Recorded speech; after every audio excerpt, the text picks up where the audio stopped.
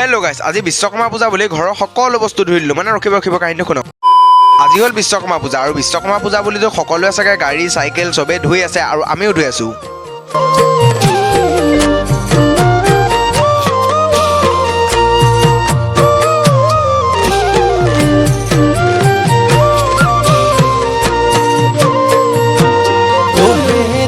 এইখিনি দেখুওৱা মেলোৱাৰ পিছত বোলো মই কি কৰি আছে তাকে দেখাওঁ বলকচোন গাইছ। মানে মই দোকানলৈ আহিছোঁ বস্তু কেইটামান নিবৰ কাৰণে। প্ৰথমতে পেট পূজাটো কৰিব লাগিব, তাৰপিছত কামখিনি কৰিম বুলি। তাৰপিছত এইফালে দেখিছেনে ঘৰত আহি খাবলৈ লৈছোঁ। এইকেইটা আকৌ মোৰ কথা আলোচনা কৰি আছে, জয়ন্তই বোলে ভাল ভিডিঅ' বনায়, আৰু তাকে বোলো ময়ো শুনি আছোঁ সিহঁতৰ কথা শুনি। তাৰপিছত এয়া বস্তুবিলাক ওলাই লৈছোঁ গোটেইখিনি। এইফালে মই মগ এটাত পানী আনি পেলাই কাপোৰখন তিয়াই পেলাই মোৰ বস্তুবিলাক ধুবলৈ লৈছোঁ। মানে প্ৰথম লোহাৰৰ যোনখিনি বস্তু আছিলে এইবিলাক মই প্ৰথমত চাফ চিকুণ কৰি লৈছোঁ, তাৰপিছত বাহিৰৰ বস্তুবিলাক কৰিম। তাৰপিছত এইফালে দেখিছেনে এইফালে দেউতাই পূৰা চাইকেল স্কুটি ধুই আছে, আৰু ময়ো বোলো অকণমান বাহিৰলৈ আমনি লাগি গ'ল চাফা কৰি অলপ ৰাস্তালৈ ওলাই আহিছোঁ। আৰু ৰাস্তালৈ যোৱাৰ পিছত দোকানকেইখন খুলিব লাগিব, যিহেতু দোকানৰ ভিতৰত তলা মৰা আছে।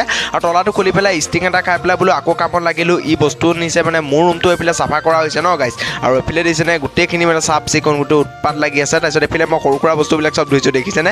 এইফালে যি কোৰৰ পৰা আদি মানে গোটেইখিনি বস্তু মই ষ্টীলৰ টিঙৰ পৰা ঘৰৰ গ্ৰিলৰ পৰা গোটেইখিনি মই বস্তু ধুবলৈ লাগিছোঁ। আৰু ভাগৰ লাগি গৈছে এতিয়া আছে দোকানৰ বস্তুখিনিৰ কাৰণে। আৰু এইফালে গোটেই মেচিনখিনি ওলাই লৈছোঁ দেখিছেনে।